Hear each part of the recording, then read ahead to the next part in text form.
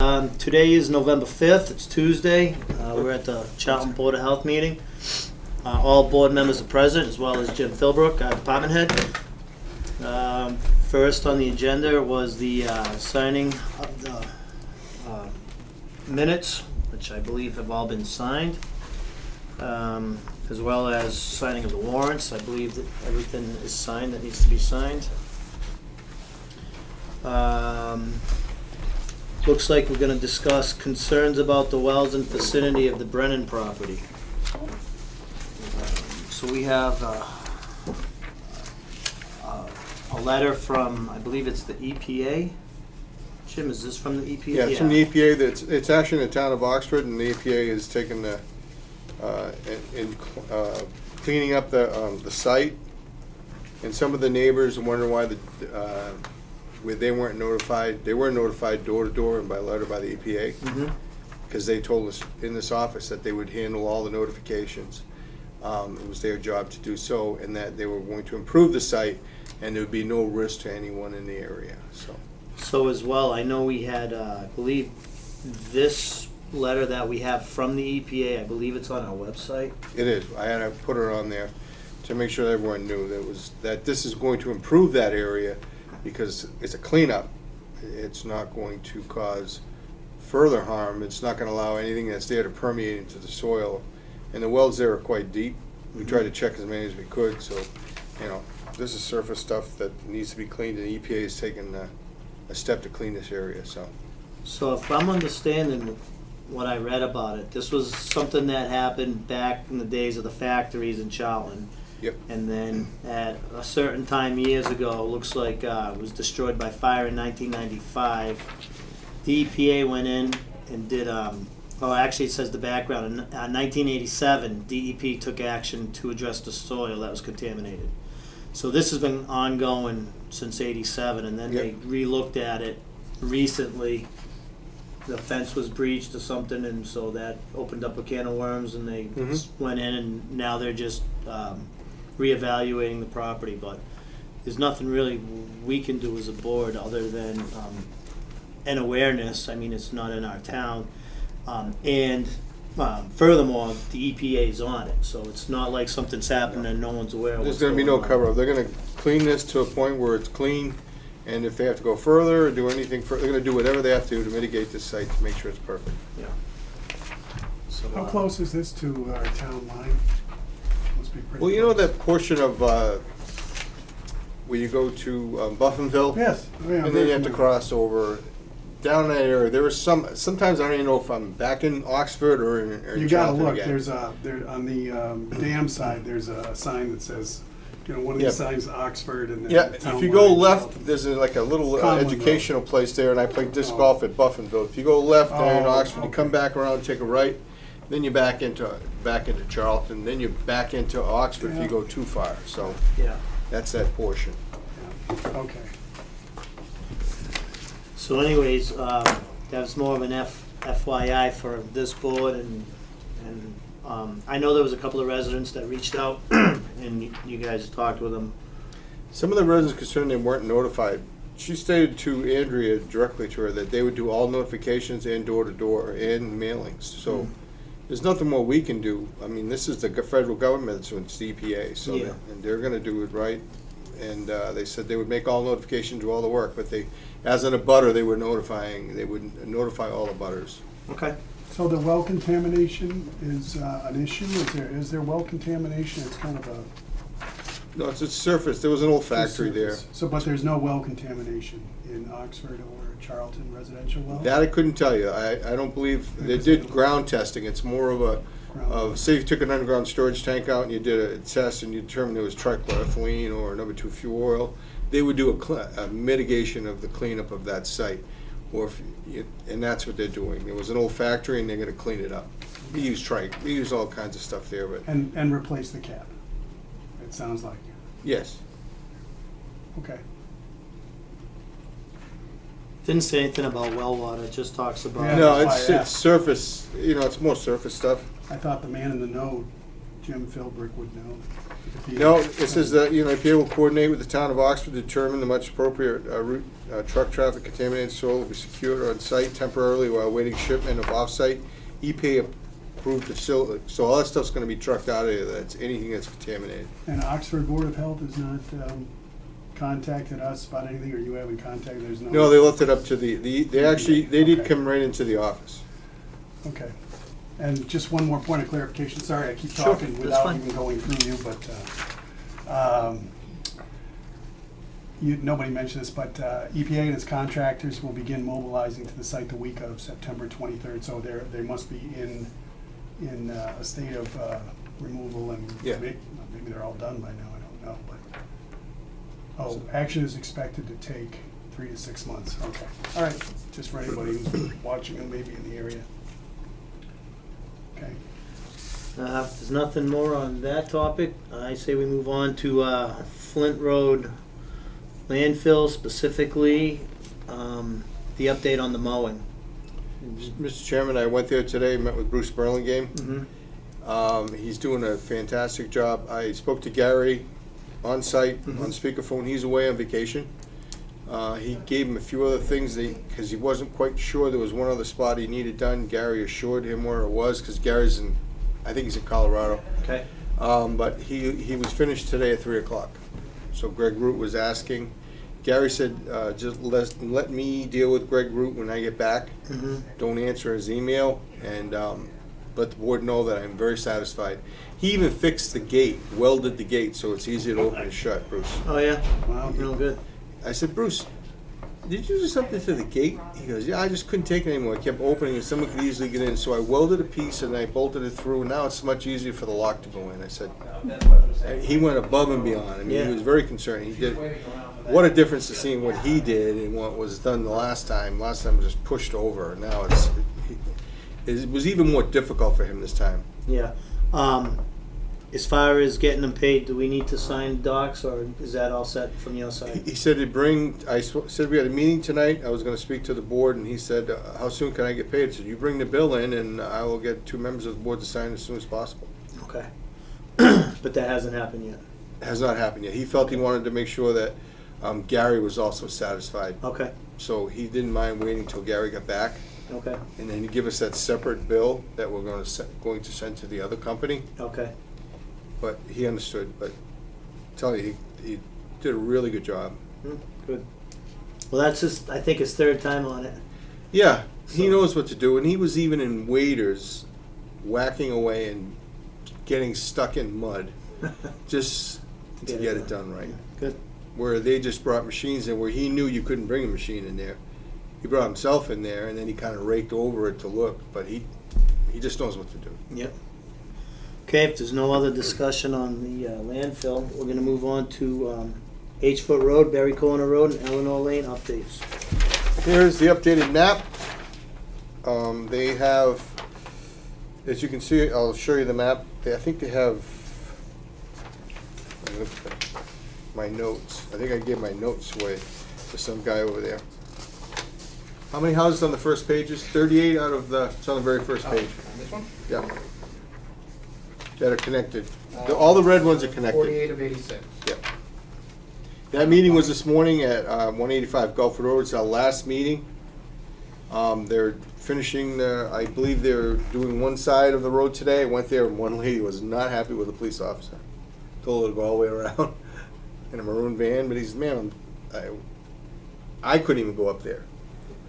So, but because if it snowed and they had to plow, they were up the side, the water connections and all that. Manholes?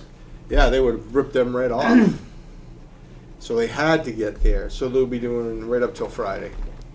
So then they still have other work to do that they'll finish, but because they still have other stuff to work on. But Jerry actually, and Jerry doesn't give compliments. Jerry Foskett from the DP, the director of the DPW here in Charlton, the superintendent, said he was very, very happy with the work that Ludlow did, and he was very satisfied with Ty and Bond. And thank you for their hard work. The gentleman that you talked about was taken off-site and sent on his way. Awesome.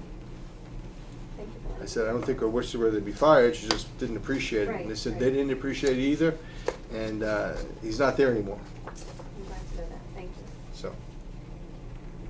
I said, it wasn't appropriate. I said, no, we agree, we don't tolerate it, so. Thank you, I appreciate that. So there's more to do, but they've done a decent amount. I took a ride up there. I said, if it snows though, but then they're in a rush today that's what they were doing. They had a police detail at the end of the road and middle of the road. They're trying to get it done so where if it does snow, that they're able to plow. I guess 8th Foot Road's gonna be done on Friday, the last part of it, so. It can be an inconvenience to some of you for those days, but, But we all know about the detours, and, you know, Yep. the word has been out there, so nobody should be complaining, they know about it, yeah. The only question I have is on Friday, you said they're blocking our road completely? Well, it's an H was gonna be done, the whole road, yeah.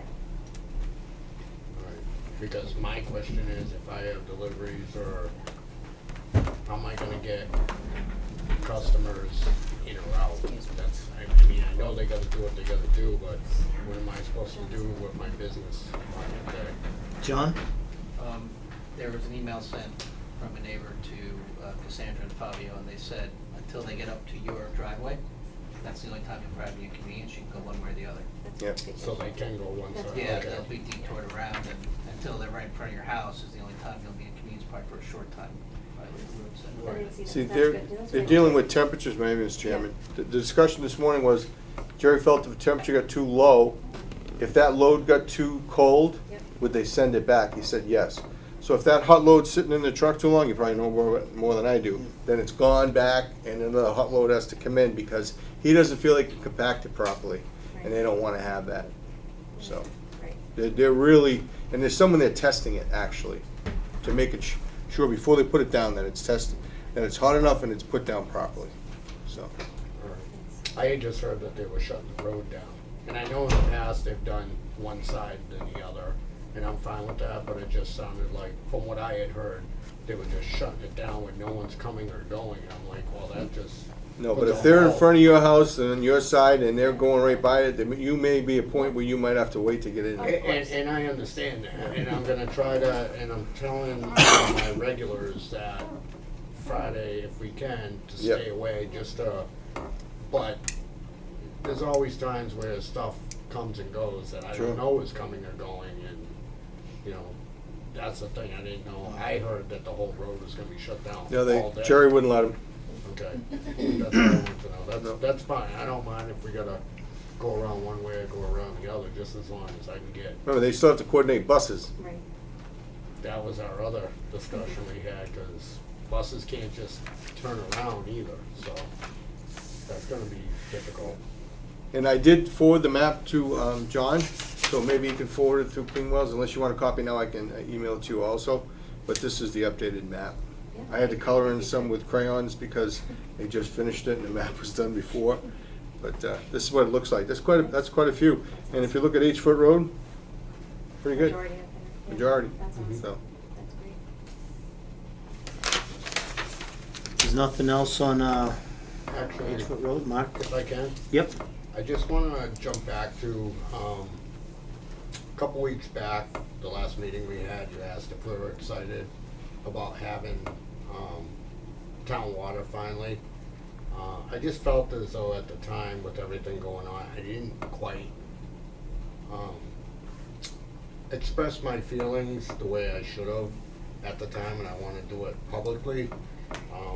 Excited, I don't think honestly we could ever be excited to pay for something that we used to get for free. But I can say that we're extremely grateful for Southbridge getting us the water and stuff, cause I know they didn't want to at the time. Also, we're extremely relieved that we have water, even though we have to pay for it, we have water that doesn't have the contamination and everything that we had. That being said, I would like to, I know we would, publicly thank the board, Jim, everybody, Willie Stevens, for everything that you guys have done for over the last 3, 4 years. I mean, we might not have said it enough, but I mean, the world of thanks to all you guys for all the work that you've done. We wouldn't be here where we are today if it wasn't for you guys. And I firmly believe there isn't a person in our neighborhood that doesn't owe you, this board, a world of thanks. And I believe that this board is, how can I say it, like the pinnacle of all boards. This is what a town board is supposed to be about. It's not political or personal agendas. It's about people that really care about the town and the people that are in it. And that's what this seems to be. And I think every board should look at this board as this is what we strive to do. You know, so I just personally want to thank each and every one of you. I'd also like to pull in John Jordan, because John, without him, I feel as though we wouldn't be where we are today. So we're extremely, extremely grateful. We might not always sound it or say it, and personally, being a guy, a lot of us, we're not very good at, sometimes showing how grateful we are. But believe me, it hasn't gone unnoticed, and we owe the world to all of you guys.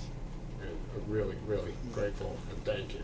I know I appreciate it, and I'm speaking for these two, but you guys can say yourself, but thank you for that comment. It means a lot to us too, and you guys helped us as much as we helped you. We all, as a community, did this. It wasn't this board, it was everybody just doing what they could to get things to do what they did. But I appreciate that comment. Thank you I very know much. it takes everybody to do what they do, but I mean, really, without you guys doing what you did, Jim, everything that you do, all the meetings, everything, and John Jordan with the countless hours and dedication that you put into all this, I mean, I fully guarantee you we wouldn't be where we are today.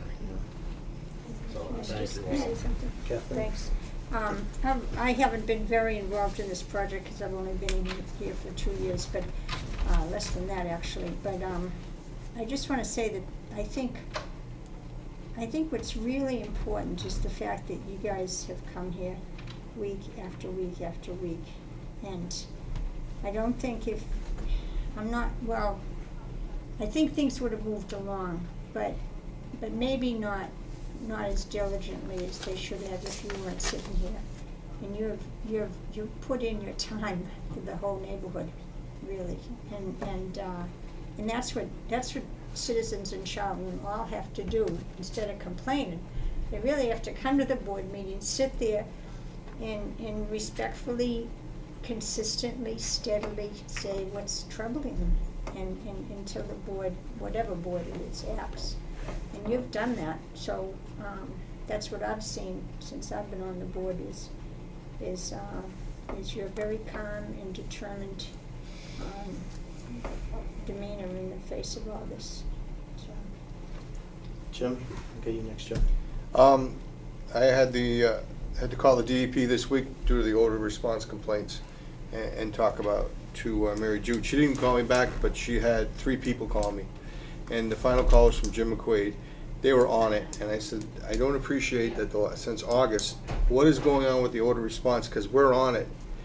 And I said, that I think they're falling apart there, and I don't know what's going on. And Jim McQuaid had nothing but good to say about all of you, because I think you're giving us credit for something that you had just a bigger part as. Because they have the utmost respect for you, John, and for the Whitings, all the way up to Mary Jude, right up to the top to Marty Suberg, to the commissioner. Because if you guys didn't do it professionally the way you did it and diligently, this is what it came to. The board, of course, has a lot of authority, and they busted butt, as I did.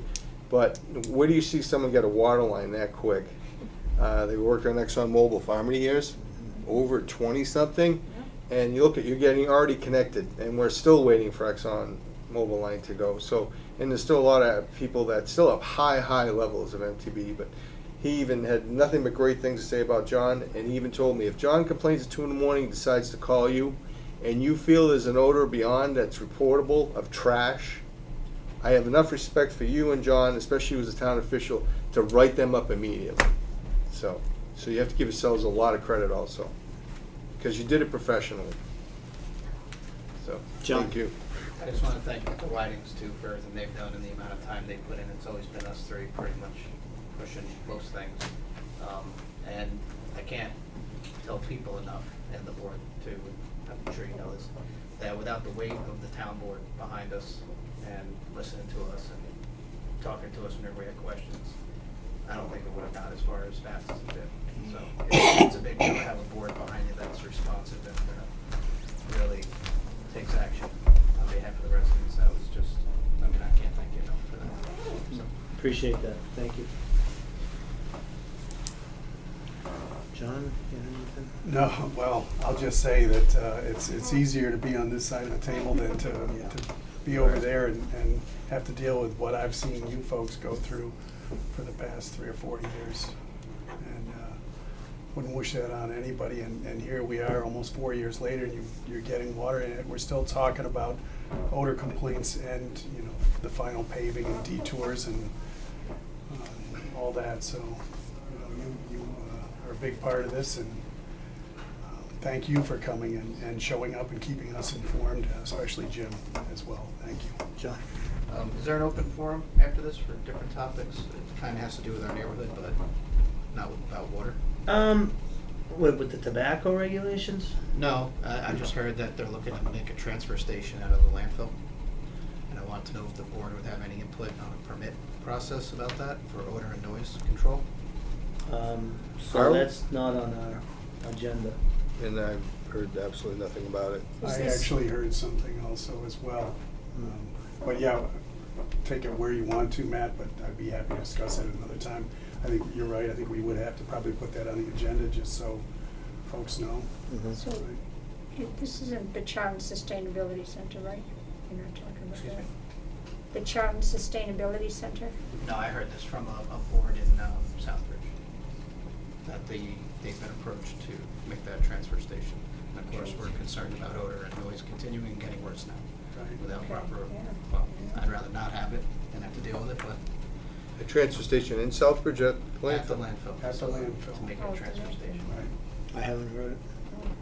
I actually have some more information. I'm not gonna divulge any of it, and all I've got is really just a contact name, and I'll I can discuss find that out. at a later date. But I'm on the committee. Can we put that on the agenda for next meeting to discuss? I'm all for it. Yeah, I'll find out. sure.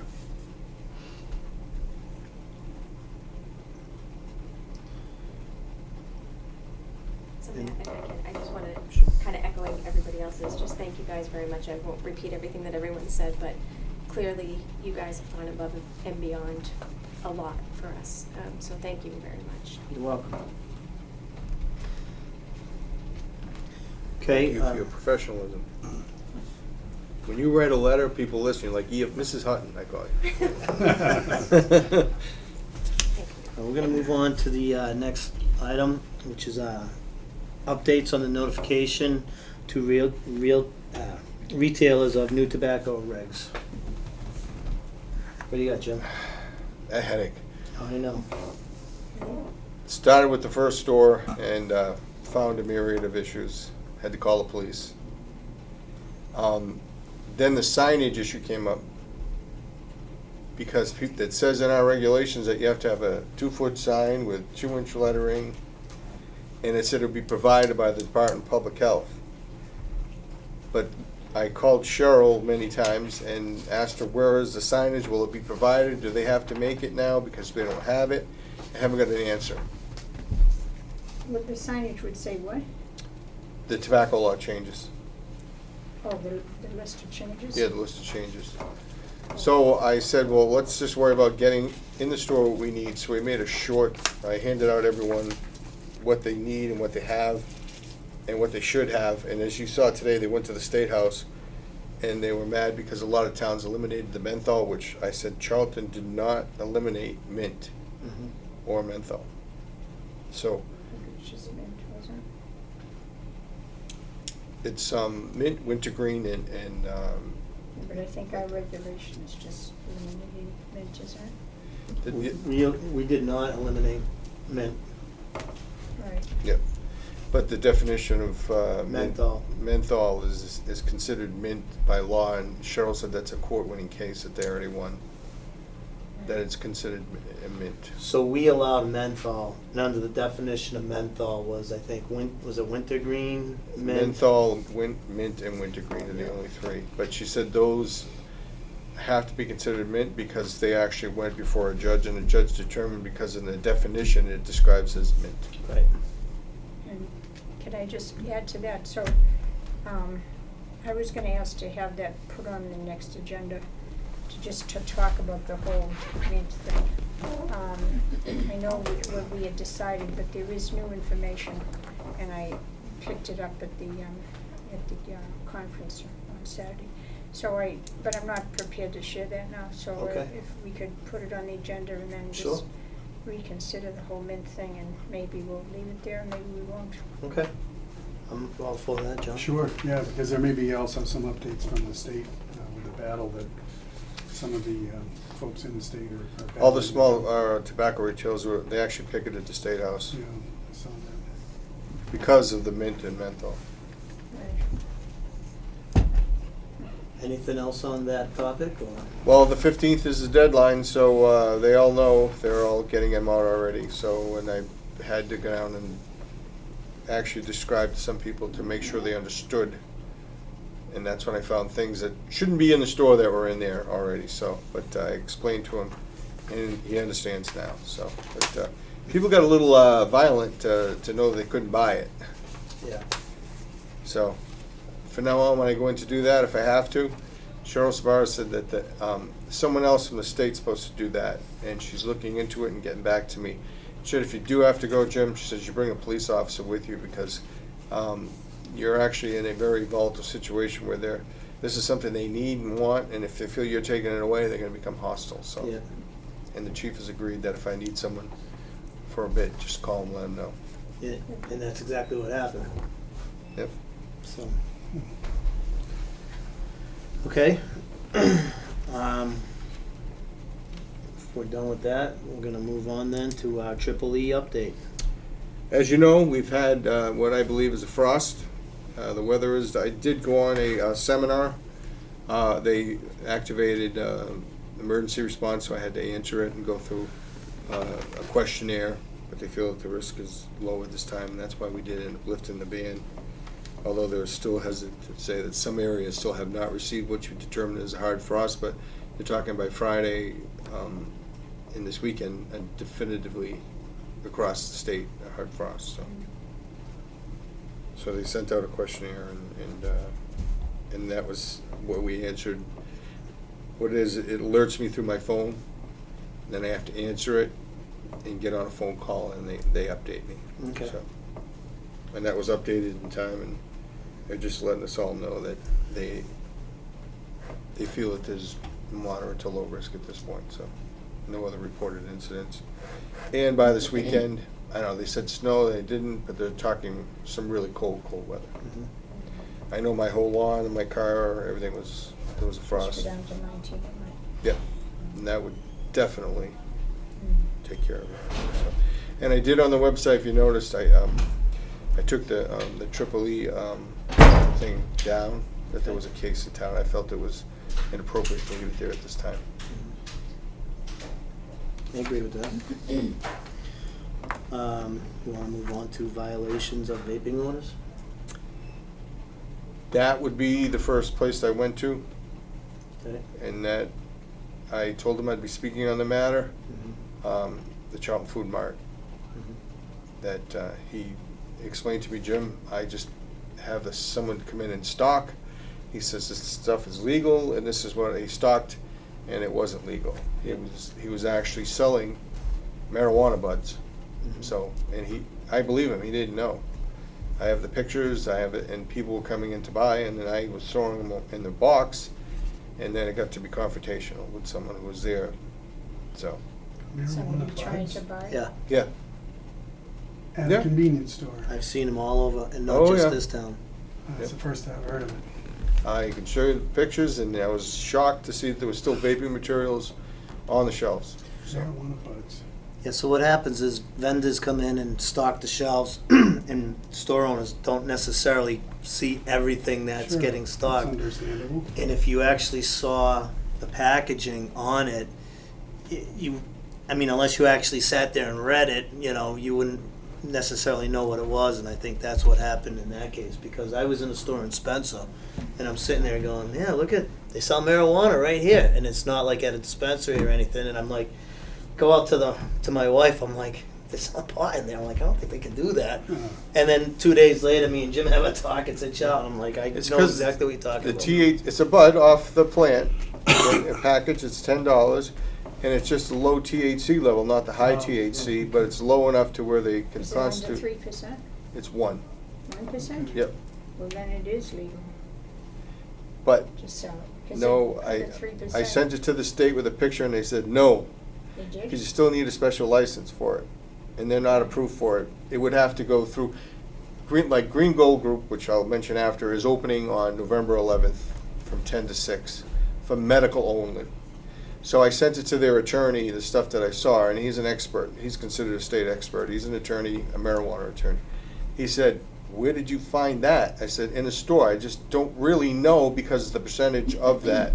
He said, even though the THC level is lower, it is still considered marijuana, which is legal to sell that way in that store without a proper license.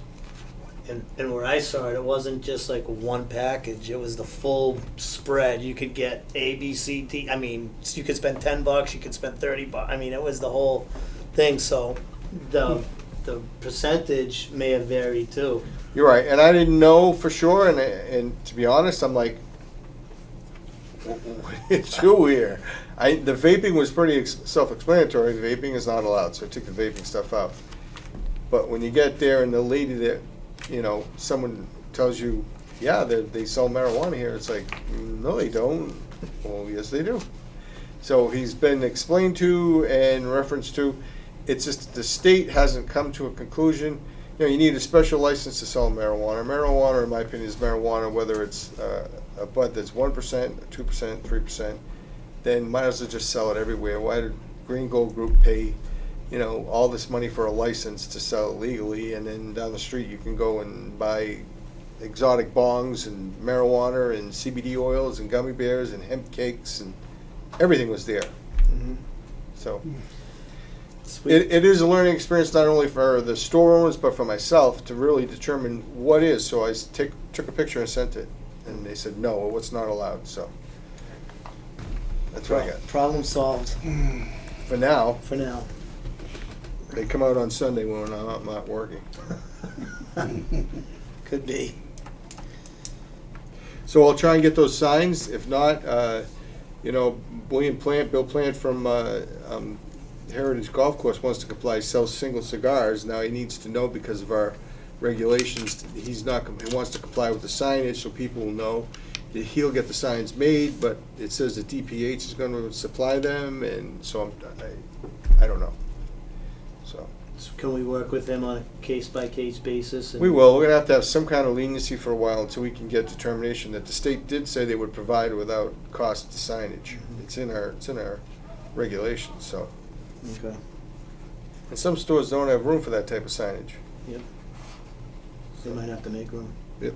Well, they're going to have to. for state law. Okay, you good with that? Yep. Okay. Any questions? Possibility of municipal water on Cemetery Road and Gould Road. We had a meeting, I've been meeting with Robin in the past on Gould and Cemetery Road with the high levels of MTBE, and wondering what they were going to do about it, because Forensic Environmental under the 6 West, that RTN number, it is still under the control of ExxonMobil is responsible for it. So there are levels of 34, 35, there are POET systems there are people on bottled water, and they're really not talking about it. So This for MBTE. MTBE, yep. MTBE. But it's still under the responsibility of ExxonMobil, except in the beginning, Forensic Environmental was the engineering firm, environmental firm, not Kleinfelder. So Ron and I had a meeting 2 years ago about it to say, hey, what about water for them? So we had a meeting a few weeks ago, I wasn't able to make it. I facilitated the meeting. Peter Boria went, along with Gary Magnuson went on our behalf. They paid for by the Water and Sewer Department. And they had Chris McClure. And along with the Water and Sewer Commissioner, he went also. So they discussed with them, what are you gonna do? We don't wanna, Gould Cemetery Road, what are we gonna do? It's gonna cost you more to provide the POET systems, the bottled water, and the testing over the next 5 years than when you go by to run a water line. They said, if you do any of the work, we'll run the water line, if you can show us there's enough need. So of course, we had to do the work. So I sent out a questionnaire. And so far, we've gotten back this many yeses. This is a total number Of of which, residents? yeah, those are total numbers that are yeses. We have no nos at this point. And this is the questionnaire I sent out. Oh, so even though it says yes, all of them on this are a yes? Yes. Okay. Yes for municipal water.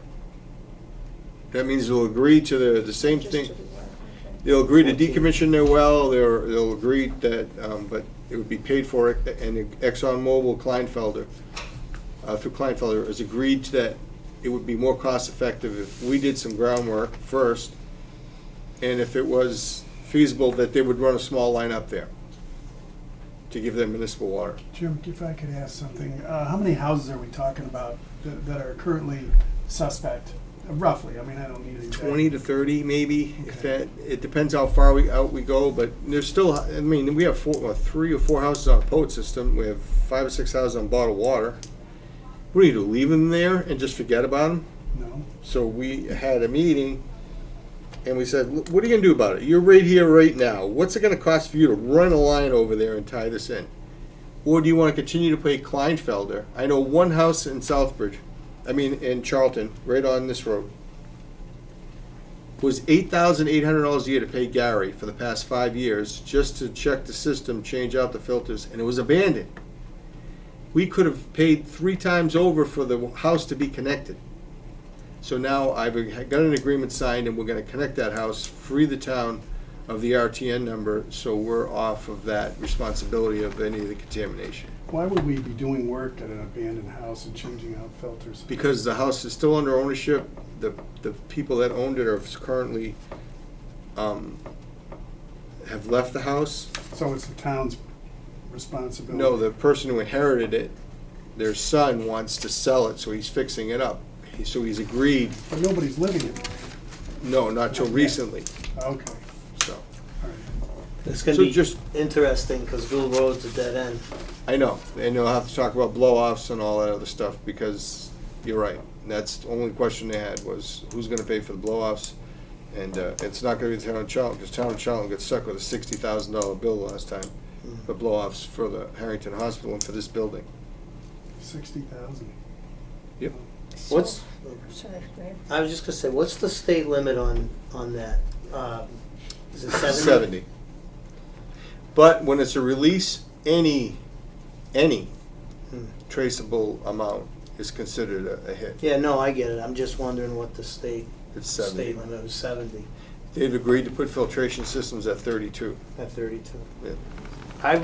I was told too that other states have levels way lower than that, They do. you know, so I don't know if it was California was 35 or this.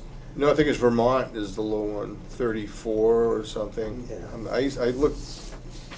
I worked on this, I remember, but, you know, so we didn't forget about these residents, and we're certainly trying to do what we can to see if they wish that we could get municipal water up there for I them. have a question from the floor at all? You'd have to go through a chair. Sure.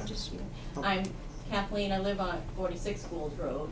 The question that I have is who is responsible for paying the monthly water supply after the lines? So you're saying that ExxonMobil is paying for the lines to be put in if it goes that way?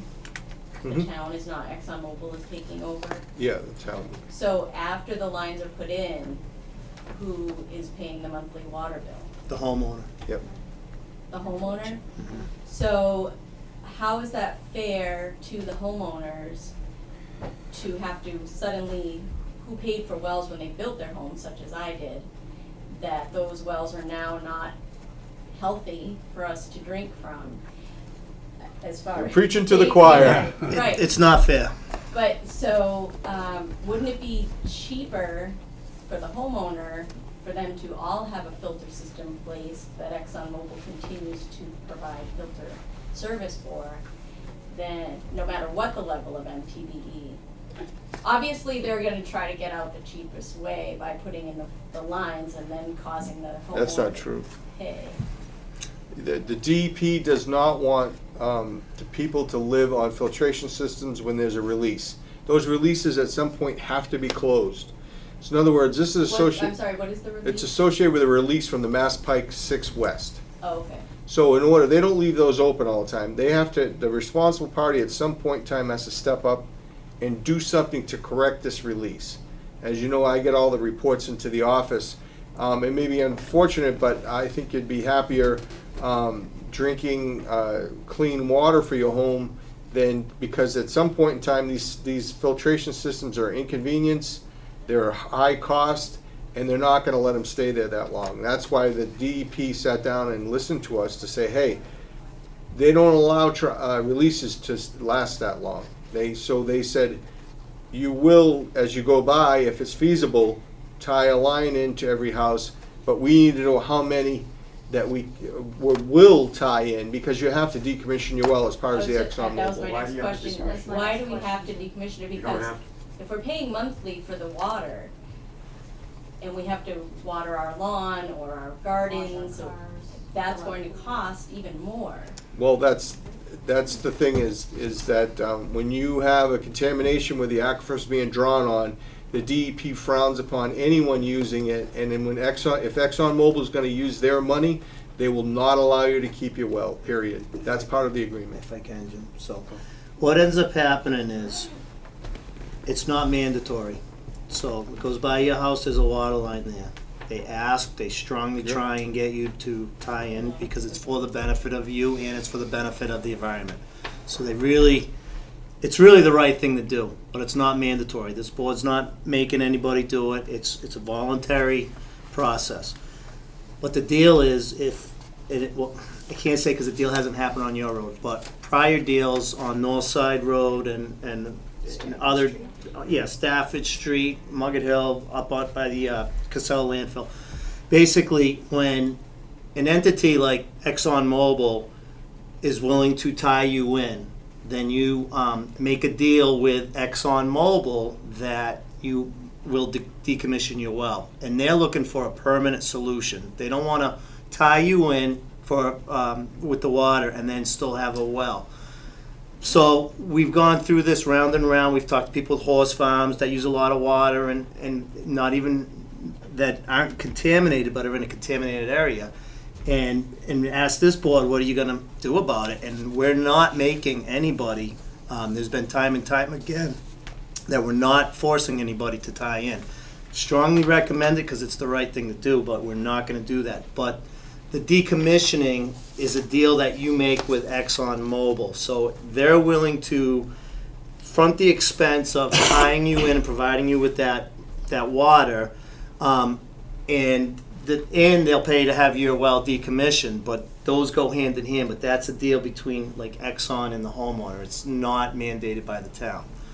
So if someone decides not to tie in, is ExxonMobil still going to do the water testing, filters if needed, water supply, bottled water? I believe if you said I'm not tying in, but you have a filtration system and all that currently. I don't yet. My abutting neighbors both do, because Mhm.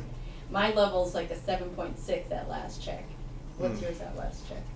34. 34. You're the one They've that's been up 34. as high as like 42, Yeah, we've been 49. 49, yeah. My highest has ever been 29, so I never made the filter level, which is good and not good, because Right. honestly, 3 years of the water delivery has been not what I signed up for when I paid thousands of dollars for my well Right. years ago. But it's better than nothing. But I just hate the fact that I have to be responsible and my neighbors have to be responsible to tie in to the monthly cost for water that I already paid for years ago that I wanted to have that tasted really, and I don't even know, how does it taste? You guys have yours yet? Is it pretty good tasting water? Okay, yeah. I mean, is it the same water that we'd be getting, like, on that road? Yes. So can I ask a question? Just to clarify, so this spill happened in the late 80s, right?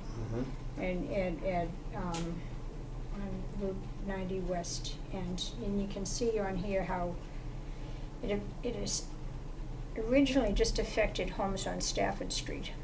And I know from speaking to some people there that they signed contracts with ExxonMobil, and they weren't ever allowed to speak about it, what the contract meant. But they got water, so there's water coming down Stafford Street, right? Yeah, correct. To a certain point. And then, but unfortunately, all this MTBE goes into the aquifer and everything moves. So it's keeping moving, it's moving all the time. That's what I'm thinking, is it And- gonna filter right through at some point, but we don't know when. You mean it disappear? Right, move out of our area anyway and affect someone else eventually, it's gonna move along, I don't know. There's No one knows when that would be. There's no way to tell that, Right. and you don't wanna take that chance. And how is it that I have such a low rate and the other two are so high? It's So it's do you know, crazy. what does it cost to tie in? It all depends if there's But ledge. Usually, what would be the average? I couldn't say without ledge, maybe anywhere maybe from $2,000 to $5,000. To tie in, I thought it was 25,000. No. No, to do a line in? I don't believe so. Not at all.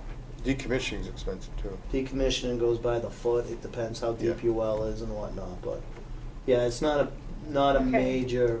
major ordeal. So, to and tie then, in. and the other question I had is, so if they decide not to tie in, how long,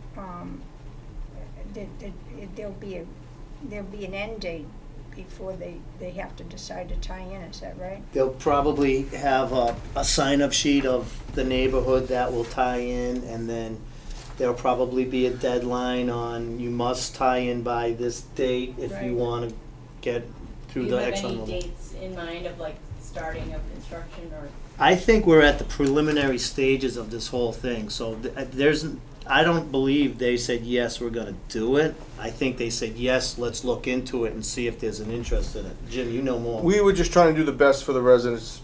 If you're going by Gould Road and you're having all these people on filtration, you had levels of 40 at one time, so it's not going down. So that was our concern. If you're going by, let's protect these residents on Golden Cemetery Road. At first, they didn't want to talk about it. Robin and Kraber and I went there, and they decided that we'll still continue with the filtration and the bottled water, but who wants to live that long on that? And filtration systems fail, okay? MTBE can be filtered. 1,4-dioxane that they had on theirs could not be. So that was the discernible difference there. But filtration systems are cumbersome, they're expensive, people have to come in. And at some point, the DEP wants to say, we don't want people living on because of a spill or a release. But it's your choice. We only did this on your behalf, but in no means you can put no, and that's fine. But we felt it was our duty to at least try while they're going by, is to get them to come into your road. There's a big picture too, and you know, part of that story is, okay, someday you're gonna sell your house or someone's gonna sell the house. If you're in a contaminated area, Yeah, on, that's my you know, thing. but if you're on, if you have, they talk about, you know, the cost of the water, then they'll say, yeah, but you don't have to pay that electricity bill from pumping it from your well up, so there's a little, you know, so there's pluses and Do you minuses have all any around idea it. how much it costs per month, or you, Not yet. oh, it's Per just quarter. brand new? It's about 140 per quarter. So, How much? yeah. 140 per quarter, 4 quarters. That was probably, you know, what, an average? An average, you know, Based on 110 household gallons per income. person. Probably so. more in the summer when Sure. pools or gardens or The whatever. the other thing I want to just say to you folks is, we've also, if you have your own well and maybe it's not contaminated, and maybe you have, for whatever reason, you want to keep your own well for irrigation, washing your car, filling your pool, horses, whatever the case may be, this board hasn't made anybody mandatory decommission their well. We have the power to do it in our well regs, but we haven't done it yet in all of the roads that have happened. So you would have to tie in at your own expense.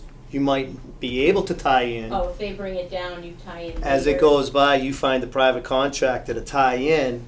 And keep your well. You could keep your well. You would have to disconnect and get inspections to make sure that your well is not by any way connected to the house, because they don't want to contaminate the public water supply. A lot of people have talked about it. North Side Road, we talked about it 5 years ago. There were several people that wanted to do it, and even up on H Foot Road, there was a couple of residents that wanted to do it. And in the end, they didn't do it. They went with the public water because it's like a shock and awe thing. Because I know what you're saying. You've got good water, you've got a well, and now you have to pay for it. There's just something not right about it, and you're right about that. It's Not too having to bad. make my own ice cubes would be kind of nice. Not gonna lie. Old school So, ice cube making. yeah. I know, first world problem. But Yeah. Go ahead. Just another question. I'm Nancy Pico, I'm on 54 Gould Road. My water's not yet contaminated, but how many responses did you get, and how many yeses said, like, yes, but with stipulations as far as? I think you have it. So back. there was Right 14 yeses. here. We that we sent, just had. I think we sent out 30. So about half so far. I received one phone call who said he'd love to do it, but he's keeping his well. And I made the same stipulation on mine. Yeah. So I was wondering, a lot of people had put stipulations on that. But ExxonMobil, like Matt Won't said, fly. but ExxonMobil won't tie you in if you're But gonna if we keep your tie well. in at a later date. But then the on our DEP loan- feels if you're at 40, that you may be at risk. It's still that, when your realtor comes to your house, and I know Matt talked about it, the problem is your realtor's saying that the acceptable level is 70.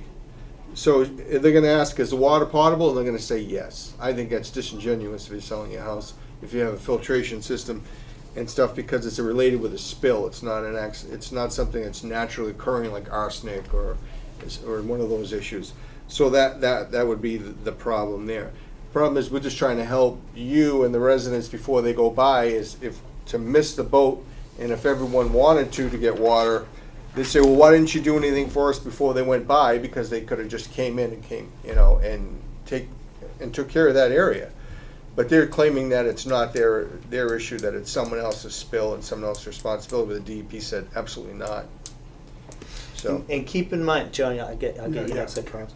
Just keep in mind, the Charlton Board of Health well regulations talk about if your well is within a potentially hazardous zone, then the board may make you decommission your well. This board has the power to do that. I'm not saying we're going to do that.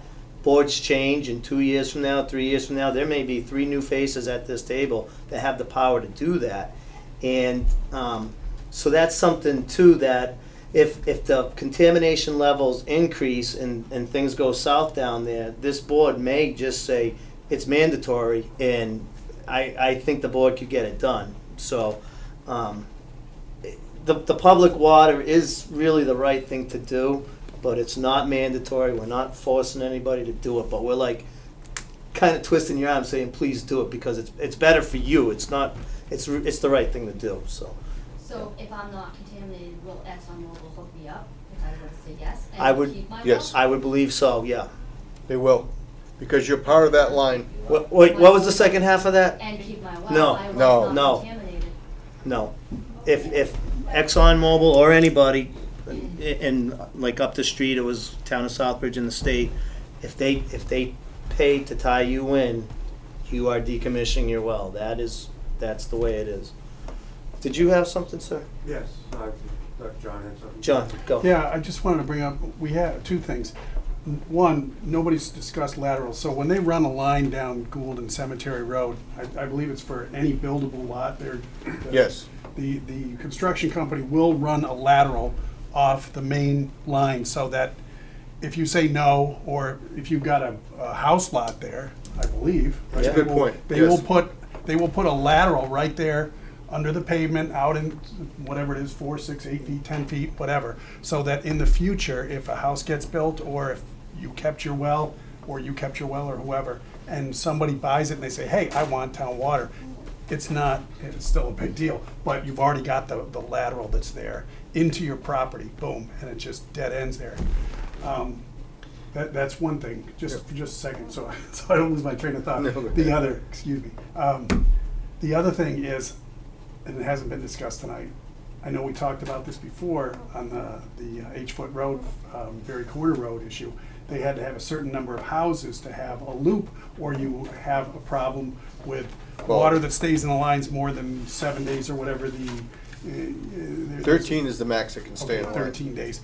But if the longer that water is not moving through the line, the more chance it has of getting bacteria contamination, is that right, Jim? Yes. Okay, Yep. so let's say there's 45 houses or whatever, what's gonna happen, I think, and correct me if I'm wrong, if half the people come back and say, you know, geez, we don't want it, and aren't they gonna say that we got a problem? They won't run it. They won't run it. They would just keep They people. won't run Now, it remember- at all, or they won't. They won't run it at all. They probably won't do the project. If I may, just one other thing, I know Matt talked about costs. Remember, if you're gonna tie it in yourself, a 1-inch line is $2,000 for the permit. A 2-inch line is $4,000 just for the permit from the town of Southbridge. And how much to do it, depending on Depending. contractor.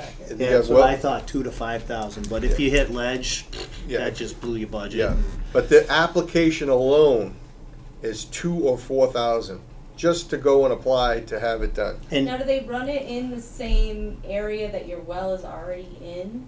they, No. they try to, I believe they try to go, like where all At your least- fixtures are in your basement, Yeah. they try to go to that side of the house, but wells are, they're everywhere, so it's hard to say, but like if you had, your well was in, street side on the right corner, that's where they're gonna try and go, so they don't have to redo all the plumbing in And your what house. is visible on the outside? I believe it's a meter. Nothing, it's just a The line meter, right into the the house? meter's a digital one that they read when they ride by your house. Oh, okay, so there's no like No, it's- holding no. tank? There'd just be No, a no. curb There'd be a stop water cover main on in the, front here. on the ground, flush to the ground. Yeah, And they Can I pay ask for all replacement of grass and Oh, yes. whatever? exactly what you had, well, I don't know, they can tell you, they try to do the best. Yeah, we have nothing on the outside of the house. The meter is actually Inside, and they just the read it from house. outside. And they can scan it from the road. Yep, they don't even have to come by, just stop in front of your house and read it. Kathleen? Yeah, I was gonna ask, in terms of the water quality being stale because it's not in a loop, wouldn't this be hitched up to the line on Stafford Street? It would, but it dead ends Dead at the end ends. of Gould Road. They would have to do a blow off. They would do a blow off and next time we'd have to pay for it. And they would, Whitewater would do the quality and testing, and if they felt at any time, they would do a blow, we had to do blow offs all the time, just to assure that the water quality stayed.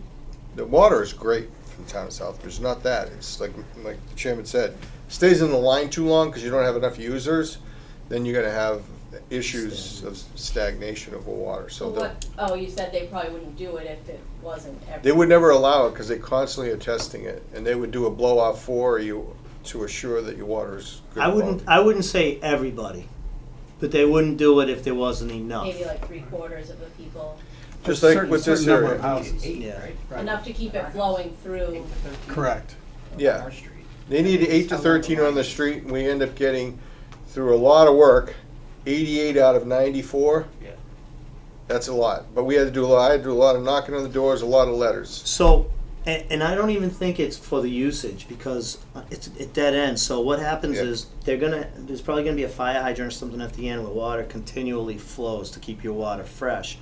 But, and it comes down to the conversation we just had as a community.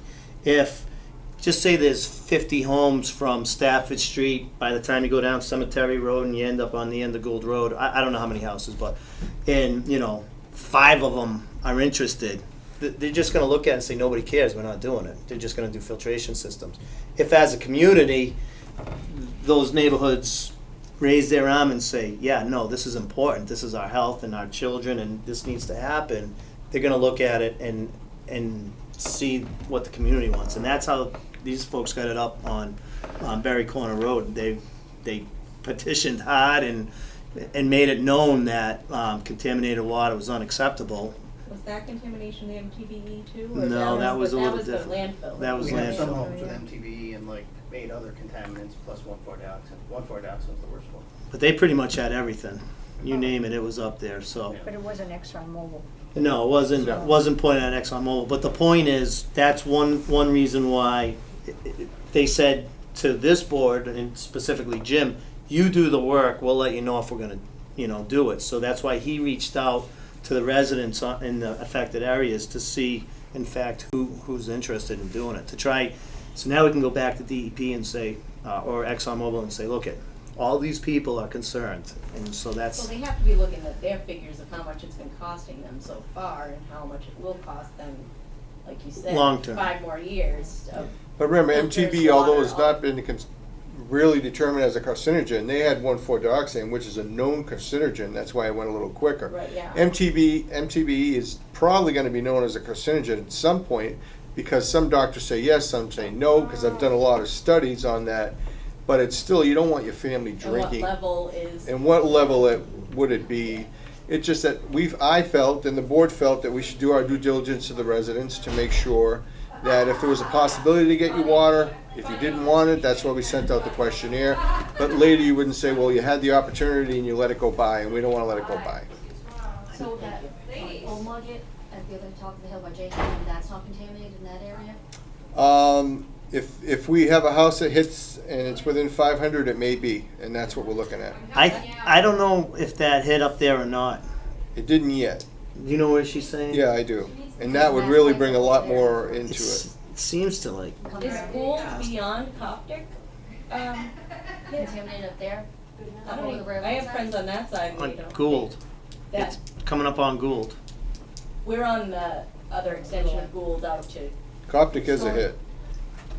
Like the, Coptic was hit, we know that. Right. But beyond that, I wasn't sure that they were, what's that, the church that you're saying? Yeah. the retreat center. Yeah. that they- I mean, the railroad, it's like a stone wall. The railroad tracks don't talk about what's below it. If it hasn't hit, it's definitely in a danger zone as the plume goes. So I know you had your hand up. Did you have anything? No, I was just talking about maybe going down like the J. Ham and that area, the Old Nugget, if Mm. we were all, if the water line would continue that way and it wouldn't be dead-ended, coming from Cemetery to Gould and back around, We tried. like that way. Not enough contamination over there. Well, not that we wishing there was contamination, but we tried to get them to do everything to ensure the quality of water return. They actually said yes, so we felt there was an opportunity that I needed to jump on it. They're saying, we're not gonna do the legwork though. So we did some of it. I didn't wanna put anyone on the spot, but I felt it was my duty to at least ask. So you had some. So what is the actual scale of the planned project if it goes through? Could we come up Cemetery and split it, Gould, go down both ends of Gould, all the way to the end? At this point, it's too early for me to know exactly what to do. They would just, anyone that's currently under that, on Gould Cemetery Road, they would, as many, like John said, even if you had a lot that was buildable, you'd get a stub. Even if you didn't want to tie in, and there was enough and they were doing it, you'd get a stub out front. So later, if you changed your mind, but and this woman here who has one of the highest level of that area, I mean, I wouldn't be drinking the water. I mean, she has a filtration system that's functioning. But a lot of people have filtration systems, so. What is the plan would be coming off of Stafford, off the existing main that's on Stafford? I'm sure it would. Sure it would be, Do you know yeah. what size that main is? It'd be a small main. Do you know what size the existing main is? No idea. I don't know. Then what would, if the wells continue to get contaminated up around Stony Brook, would they expect to try to extend that line off of Gould up Stony Brook? The plume itself, and I'm not sure because I'm not in the water sewer department, but my understanding was like they already did North Side Road and Gould Road, so it seems to be heading that way rather than up towards Stony Brook. Not saying it's not up there, but it seems like the plume is they're tracking the plume. Where can we find that data? Or who do we ask about that, which way it's going? What was it maybe Kleinfeld or who's doing that? I have all Klein? the data. You have? I have it. I get all the data. Yep. We get a copy? That's why I was concerned when I get the data that no one's talking about Gould Cemetery Road. They're talking about everywhere else. But you're getting levels that I see not coming down. You say, well, will it go away? They're all staying about the same level, and it's associated with a release. When you're associated with a release, then someone's responsible. Let's make them do something about it. Just don't let them get we'll put a filtration in, we'll send you some bottled water. Do you want to live that way the rest of your life? No, I do not. You know? Yeah, plus it's it's causing another environmental problem to try to address one that already exists. So just all that plastic is just terrible for the environment, and I can only imagine the scale and the scope of, you know, all those plastic bottles. So I don't really enjoy contributing to that environmental problem, Okay. just to get safe drinking water. Can I ask a question? I'm sorry. Go ahead. Okay, go ahead. I was just curious, what led to your testing in our area? Is it because you were tracking the plume and it seemed to be going that way? I mean, it just seemed like it happened out of the blue, and I was curious what It led was to the that. 500 foot. That's under the release, the DEP mandates that ExxonMobil test. So they test 500 feet, got another hit, test 500 feet, got another hit, test 500 feet, got another hit, until they get to the point where they don't get hit. That's when they stop and they continue to test. So if they get another hit there, then they would test out another 500 feet. So that's how they take control of it. And they put sentinel wells to test to make sure that it's not spreading. And that's what happened. It continued to spread, and that's why people on Gould Cemetery Road, which they were very quiet about it and never talked about it during the ExxonMobil issues, but I was getting the information from Forensic Environmental and saying, hey, what are we getting, you know, they're talking about, you know, some of the houses had levels of 200-300. Yeah. How So, long before they tested do you think we may have had that in the water system? I'm sorry, I didn't hear How you. long before they tested do you think we may have had that in the water system? This is just upon the release for 6 West, which was 87. 1987 or. They have it dated. There's a date on each one, but it's associated with a release. If it wasn't associated with a release and you had very, very low levels, then it's not under the DEP's authority to mandate that someone do something about it. It's your own private issue. But when it's associated with a release, it's the 70 is not the limit. It's any detectable amount is considered non-acceptable. Oh, go ahead, John. One quick thing, again, this wasn't brought up, but I know it's been brought up at a previous meeting. MTBE is specific to ExxonMobil gasoline, right? So that was the one way that the DEP was able to say it's an MTBE hit. So it's an ExxonMobil issue, and we know that it came from 6 And it had West. toluene in it. It was an additive that was specifically associated and affiliated with Exxon, so there was no Right. deniability. Yep. I didn't know that. I knew it was specifically related to leaded fuel or the unleaded fuel, but It I was didn't know related- it was linked. Well, the specifically to toluene, that. I think it was the toluene or there was another additive that in it. That's why the town of Charlton was released, because there was a mixture of the co-mixture, which they ended up assigning to Exxon. That's why the town of Charlton, For the highway spill. yes, for the highway spill, because they co-mingled. But there was a specific element in the. There was a highway. specific element in there that hit with the ExxonMobil spill. Right. So that's why they freed the municipality, gave them the money to pay for the tie-ins, and we have one left, and then we're done on this end. But I just didn't want to forget about and go by without at least asking and pressuring the DEP to do something about it. The other thing they do, and I'll get right to you, is like Jim was just explaining, like the 500 foot if there's a hit, then they go 500 feet if there's a hit. They also, I believe, have wells that are beyond that 500 foot radius. Not a lot of them, but some out there that they do monitor. So if they come up hot, then they know that there's a situation beyond that. And I don't know if that may have happened what went on down there or not, I don't know. But I know, like, up at the landfill, there's wells that are beyond that 500 foot radius that we wrote about. Yep. And that they're gonna be being tested for the next however many years. They will, to protect so it doesn't, they don't want it to enter the aquifer and start to spread without any monitoring. So there are some random wells out there already being monitored So with, that they'll know. so that they'll know. Yeah. Sir, So, town of Southbridge is supplying all the water for town of Charlton right now. Excuse me. I believe, you're saying all of the water, I believe so. Not positive, but I believe so. What was the question? The town of Southbridge is supplying all the water right Yeah. now. All the municipal water in Charlton is supplied by the town of Southbridge. Yes. Does Southbridge go into water mains? Did they what? Do they have a No. use restricted? No. They did because of, what happens is Southbridge has, aquifer. They're not below grade, they're actually reservoirs. When the water temperature gets too high and stuff, but they actually have large amounts of water that go over the spillway. they may do that just for preservation, but we're never going to be reduced in water. We're gonna get a certain amount. They always want, at some point, if there's a drought, if every other town says, hey, use your water wisely, and Southbridge didn't, they would look like fools, because you wanna be diligent, because the reservoirs are starting to drop. But it's not gonna be a point where they run out of water. They supply the whole Mass Pike. They supply Treehouse Brewery, they supply Juniper Hills. They supply all the water for there. So they haven't issued any water bans in recent years. They'll issue that you use your due diligence to not to go out and wash your car and, water your lawn if you have to, but that's very seldom. Very seldom.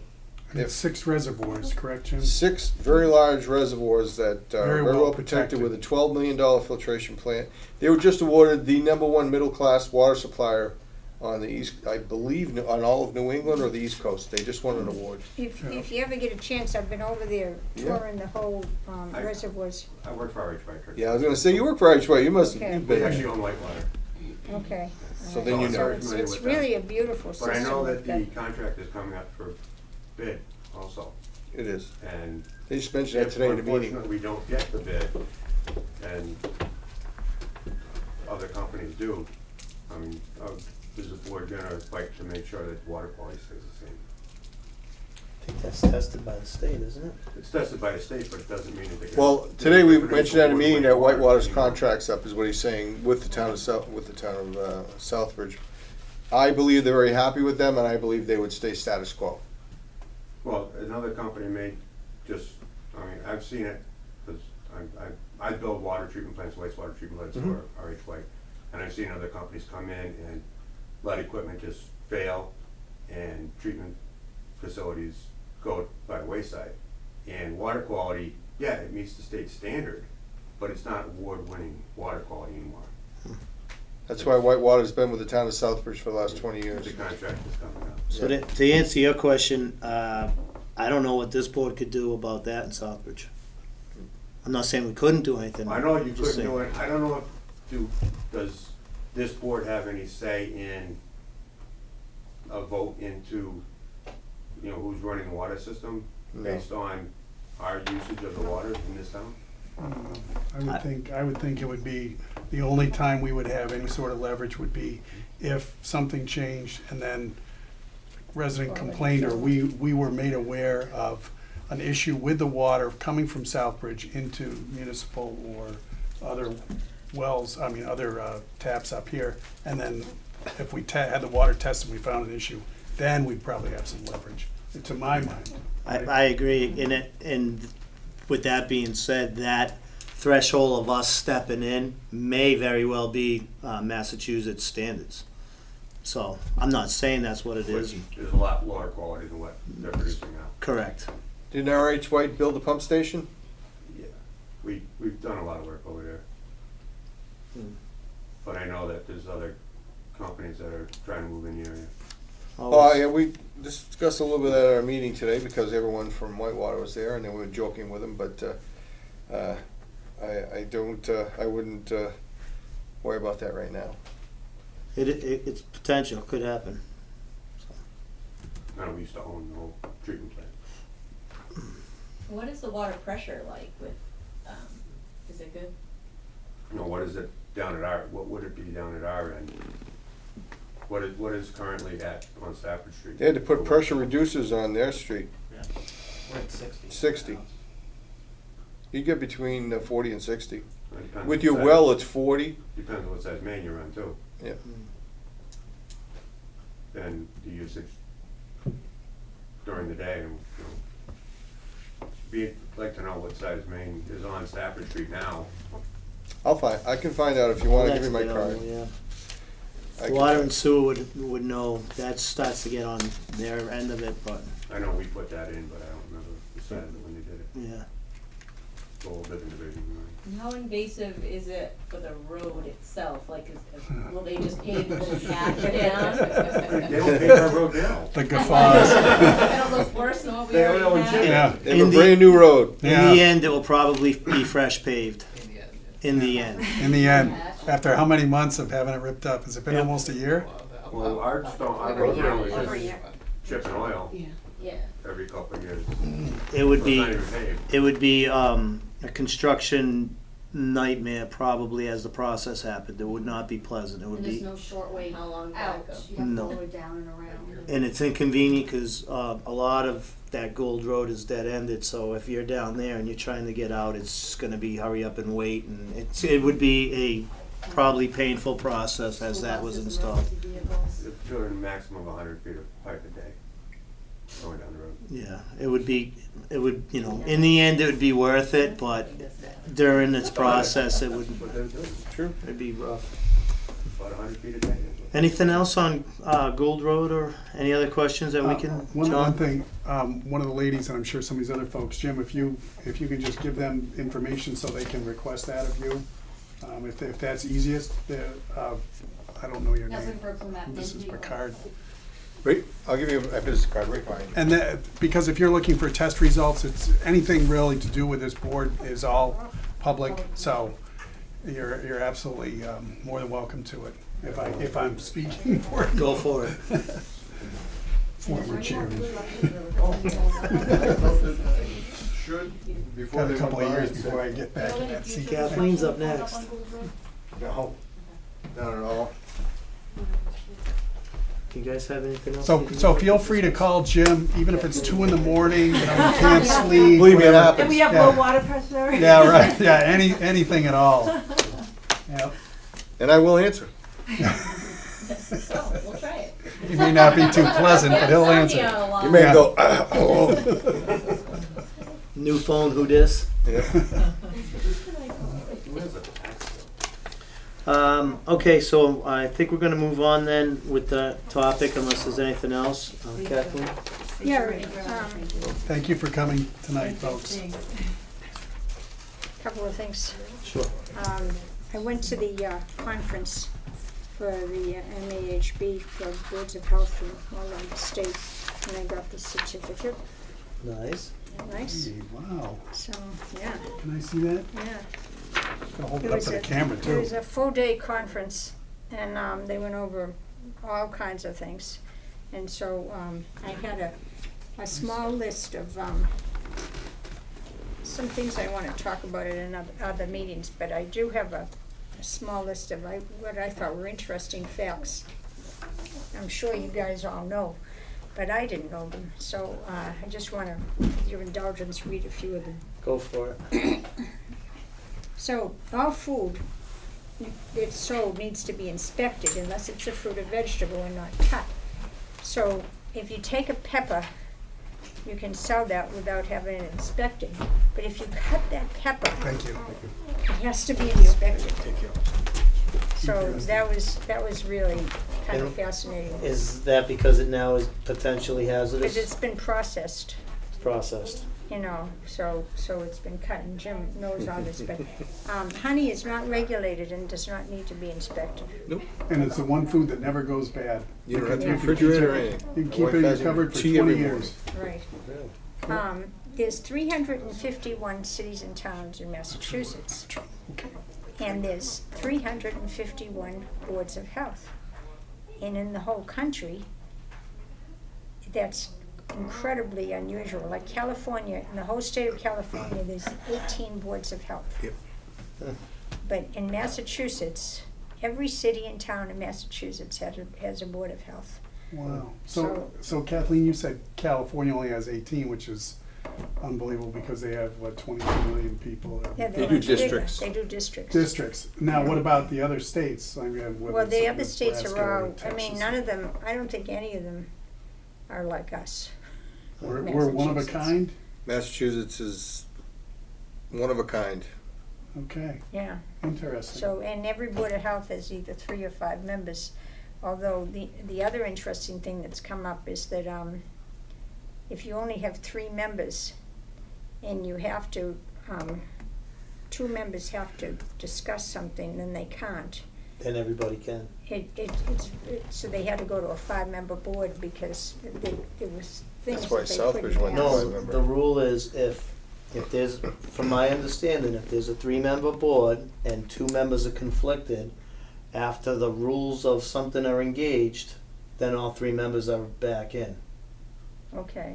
There's a, Well, it has to be That's an interesting one too. talked Yeah. about, but yeah. Okay. That's true. The other thing I found out about it that I didn't know about is MAVEN. And MAVEN is the Massachusetts Virtual Epidemiological Network. And it has to be checked every single day. Yep.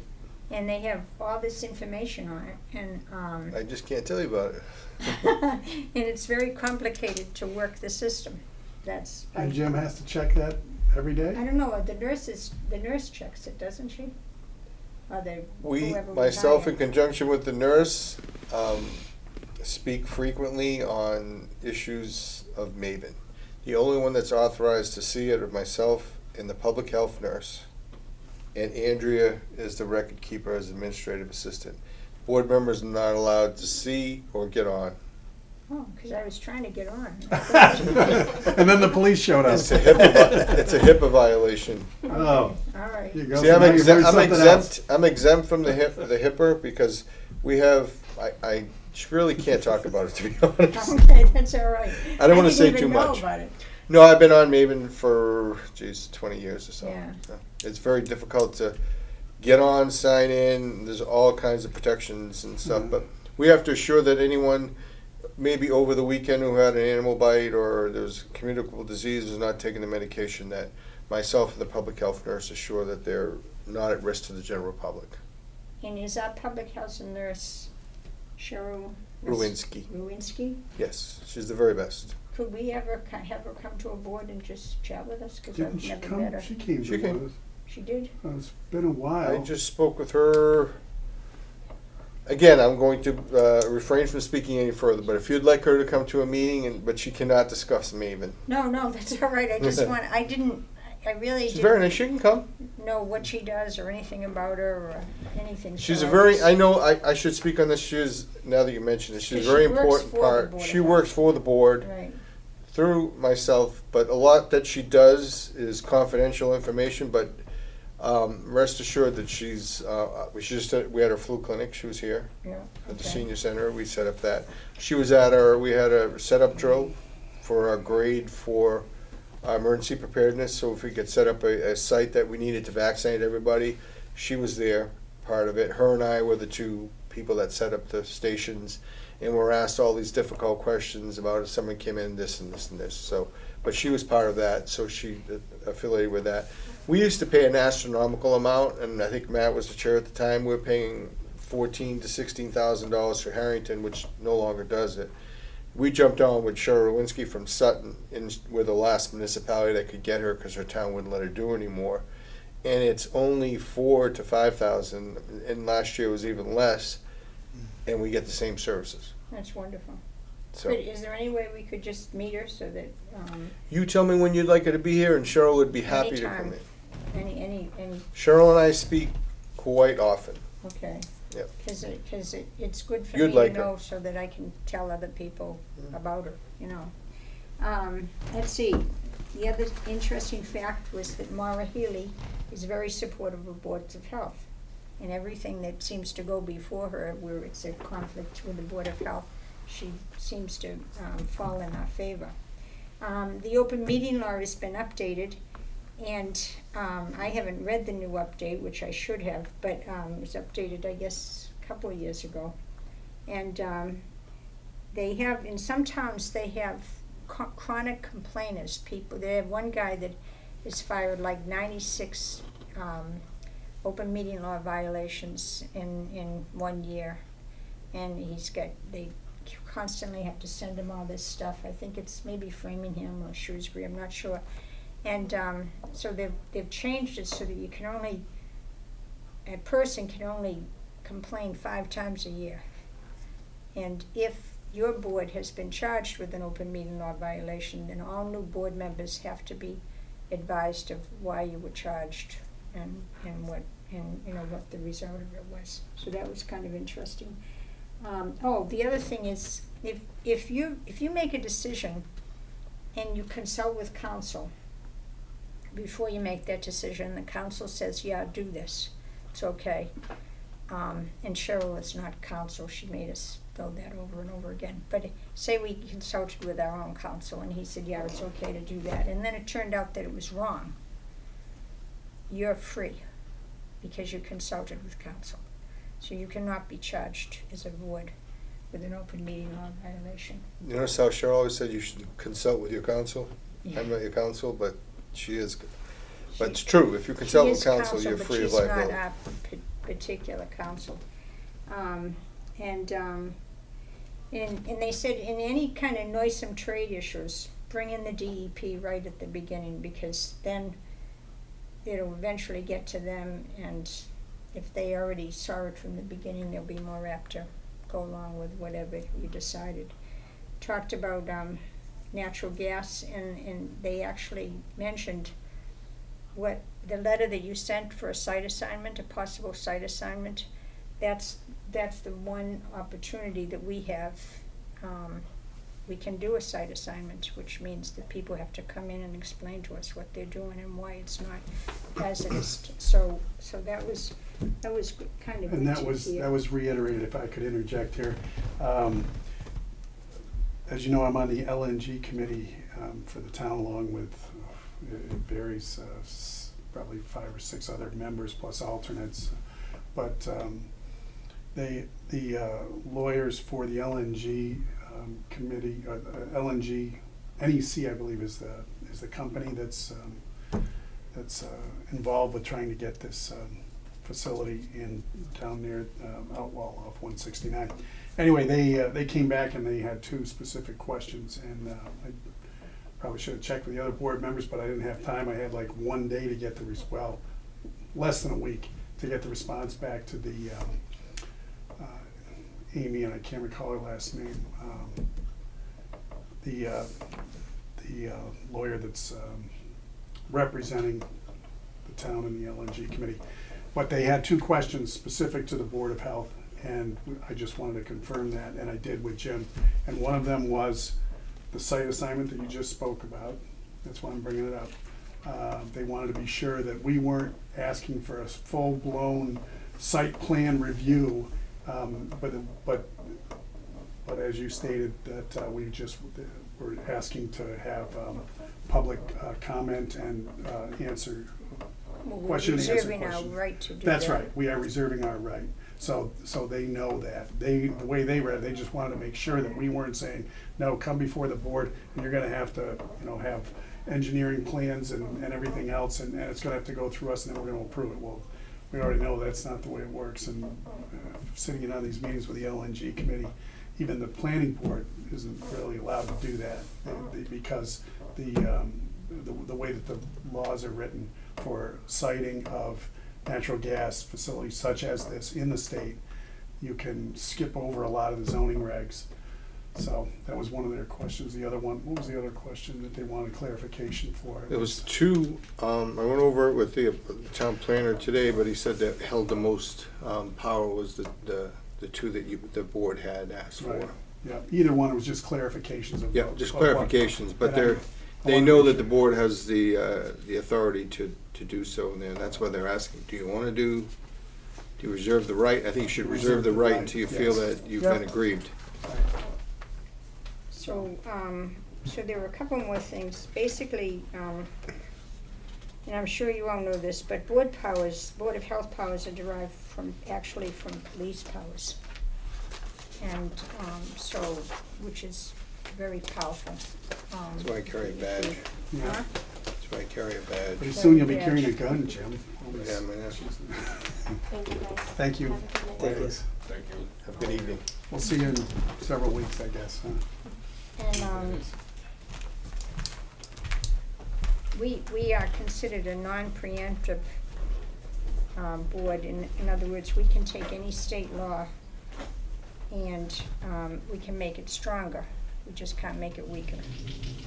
So any state law that's on the books that makes sense to us, that we wanna actually make it harder, we can.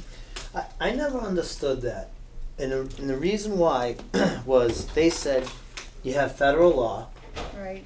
and the state must be as strict as the federal law, but they can be stricter. Right. And then you have town law, Right. or city, and the city or the town must be as strict as the state, and they can be stricter. Right, So that was my understanding of the whole thing. and that's what it is. Then how do we have marijuana? Because Okay. federally, it's illegal, from my understanding. Because Yeah, they took it away that's a from good the question. DPH and gave it to the CCC, which I'm is, just saying, I know. I didn't understand. So based on what Kathleen's saying, we could, as a board, say, well, maybe we can't prohibit marijuana, but we could reduce the amount of THC in the product down to 0.5% or something. I mean, maybe? well, they're already selling it at that, so. Yeah. I don't know. The CCC would probably come back and I say, think no. They took all the power away from the DPH, except for the CBD oil, which she told me about, which she still hasn't come back to me about. I don't know what that was. That was his phone. I just thought at a federal level, I know. if it's illegal, then how is it anything It's other locked than out. illegal? What is it? Anyways, I didn't mean to No, interrupt. no. No, it's Sorry. interesting. Sorry. I think I had heard So that what? before, but you're right. It's like, You're okay, right, it's federal, always that way. State, local, what? Then how does this just break every rule out there? Yeah, it's like, except when it comes to marijuana. And Well, people said to me, you're making these tobacco laws really strict. We understand, but across the street they can buy marijuana. Right. Or LNG facilities, you know? Nope, sorry, the state siting board has the final say. And that's what the state did with marijuana. They gave it sort of to another commission that took it away from DPH. So it took away control of the local boards of health because it's in another whole entity. Right, if we, Findings. if, I don't know, according to everything I heard, if we deem something as is potentially hazardous to the health of the citizens of Charlton, Which We is can- tobacco and alcohol, we can ban them all. And LNG, if the LNG blast zone goes out over 169 and you get a thermal issue or vapor within some of the nearby residences, right? Who knows? I suspect we would all get served papers by constables with the sheriff right there as well, within a couple of days. You would, because you're on the committee. Yeah, oh yeah. So, the only other thing I wanted to mention was that a bunch of us have gotten together at the catalyst was Bill Caldwell, who was here one night, and then there was another woman, Sandy Pazisty, I think I'm pronouncing her name wrong. She was here complaining about yard waste. So we got a bunch of people together with Todd, and we're trying to come up with something called the Charlton Sustainability Center, which will be put in a certain place. Casella's not always going to be here, and we're going to have to do something. So, You're right. That should be, and I think, Mr. Chairman, that Kathleen's right. We need a 5-year plan when it runs out with Charlton to also, what are we gonna do about dumpsters for all the town buildings and stuff? right, all the town trash All the is town being trash. picked up by Casella. But in 5 years it goes away, so Right. there needs to be a planning now, not the year before, because it's probably gonna cost money. Yeah, so we've got somebody on the selectmen, Todd's helping. This guy, Bill Caldwell, he's very active. And the board, it's not a board, it's just a kind of an ad hoc. Advisory, yeah, but that's good, that's a advisory start. board. That's- Yeah, and something. And you that- need to do it. And we're just gonna start with Christmas trees, because people need to be able to have a place to dispose the Christmas trees. You can burn them one day a year I know, by but law. You could also feed them to goats. I didn't know you Yeah. could. Oh yeah, the goats Really? love them. Yeah. Yeah, as long as there's no tinsel or anything on them. Right. Right? Yeah. Yeah, as long as Yeah. they're free of all, people don't use tinsel anymore, do they? I don't. know. No. Remember Haven't for tinsel, years. get all We used messed to up. when I was But a kid. anyway, I just wanted to tell you about those. Well, it looks like you paid attention in your class. Yeah. I No did. wonder they gave you that pretty certificate. I know. It was And was great. that in Boston or was that No, Worcester? it was in Marlboro. Oh, okay. Yeah. I go there So- quite often, Marlboro, but that Maven thing is very important to the community to make sure that there's no risk that there's someone maybe spreading a communicable disease, Yeah, so I TB, thought that whatever. was- so- Measles, I had rabies. no idea that it Rabies, was even anything. existed. And we have a long list right now, and we go over it, but we keep it very private. Right. But there are some times when we have to go out and do other things to Yep. assure that they're safe. Yeah, and there was a lot more at that conference, and I'll probably bring that in. And speaking of the A lot public stuff health about nurses, housing and stuff like that. we did at town meeting, as you know, we did get our money for the public health nurse, but that's, I think we're gonna have to ask for more each year, because I don't wanna have to go before town meeting every year asking for a sustainable When do we amount. have to put together our budget? We're putting it together right now for 2021. Okay, so it'd be good to go over that. I've been asking for more money for Kim, so I can help her do some training on Yeah. to do, she wants to have more hours, and we need more money, because the sharps that we take are costing us twice as amount. Each year it goes up exponentially, so we're running around on money for just office supplies and stuff, so just want the board to know that I'm gonna be asking for, I haven't asked for much, I've reduced our budget, we've kept it very low, but at some point, these people are asking for astronomical and they're getting it, and I'm trying to be frugal and working on, but I need some help. So if we can train Kim, just do some food inspections, which she's very knowledgeable, very smart. I would get her some classes and do the training herself, she could help me out. She'd go out in the field. When I felt she was ready, and I would inform the board that she was ready, she would come with me in the meantime. She only works 15 hours, and this office is so busy today. When I came in, I had to go out and do inspections. Andrea had 4 people lined up sitting here. I said, okay, let's go. It's busy office, busy. Because it's the end of the year, people are coming in and want things done, Oh, yeah. so, but it's time. Good, so we'll get to see that soon, at some point, right? With the permission of the board, I can't ask for an increase in the budget for something like that unless the board. Kathleen just wants to see the budget. Oh, sure. Yeah. Yeah, it's all made up.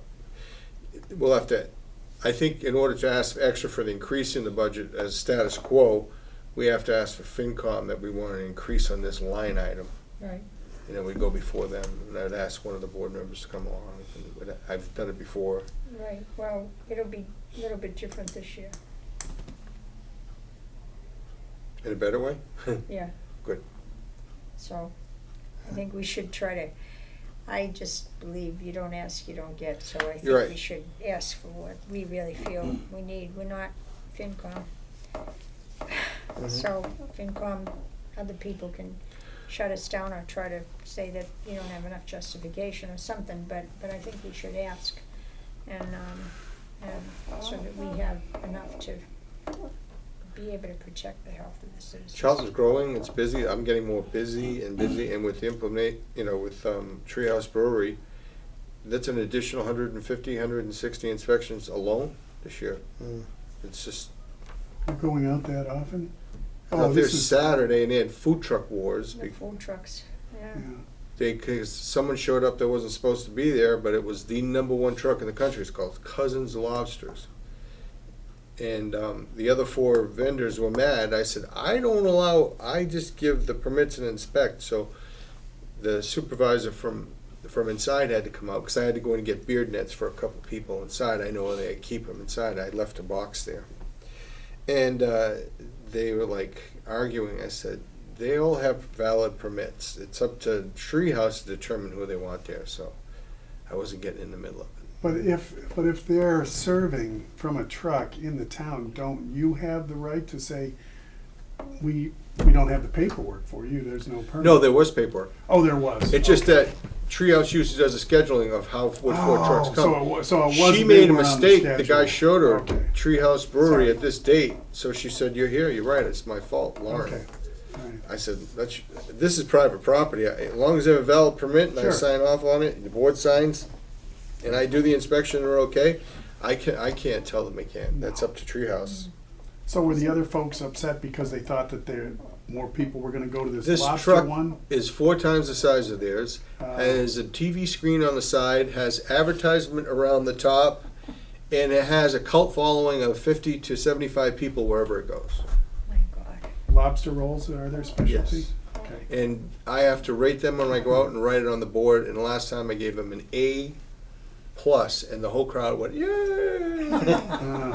So the other food trucks So are they're not seeing fun money guys get to drained enjoy. away. Exactly. Because people But there's wanna- plenty Yeah. of people there. There were thousands of people there Yeah. on Saturday, It's so. amazing.